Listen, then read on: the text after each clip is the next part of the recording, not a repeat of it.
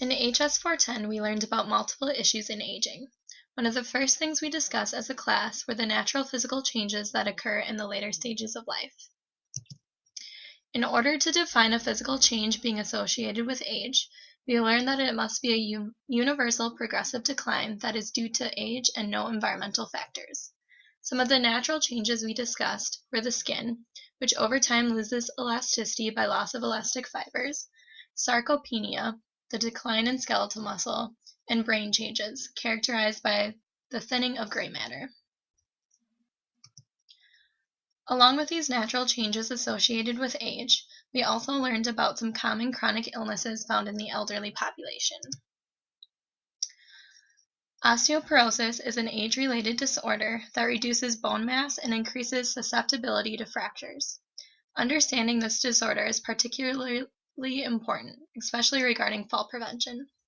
Falls in the elderly are a common problem, and as osteoporosis has high prevalence as well, older adults are more susceptible to fracturing bones after a fall.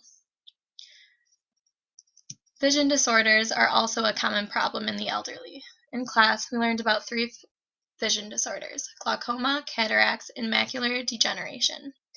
These can all lead to vision loss if left untreated, and often limit many elderly and their ability to drive. In HS 410, we also learned the impact aging has on mental health. We learned that cognitive loss is not uncommon after entering the later stages of the lifespan. However, we also learned of some ways to prevent cognition loss. We can do this by encouraging older adults to continue learning throughout the later stages of their life, as well as continuing to learn new things throughout our entire lives. Alzheimer's was also a great discussion in HS 410. We learned that Alzheimer's is the most common cause of dementia and is progressive in nature. In Alzheimer's, the brain loses size and mass. Symptoms can begin with short-term memory loss and can eventually progress to the memory loss of loved ones and losing ability to function independently. Lastly, we concluded the class by learning about the ways older adults can continue to engage in physical activity and exercise. Some of these suggestions included low-impact stretching, such as the activities we did outside as a group, and swimming. In addition, we also learned about the benefits physical activity has on health in the elderly. These included an increase in balance and stability, improved insulin sensitivity, increased muscle mass and strength, and improved well-being, sleep, and cognitive function. On top of everything we learned, we also became educated on the resources elderly have available in the Stevens Point area.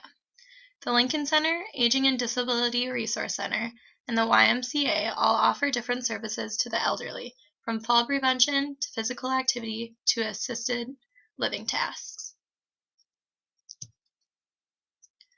Overall, HS 410 gave me valuable information I will use in my future healthcare career. As a PA, I will have the opportunity to educate young populations to promote health, to prevent chronic illness early on, and I will encourage older populations to continue to improve their health through physical activity, education, and exercising memory. Furthermore, I will be sensitive to the aging bias and be an active listener to their health concerns.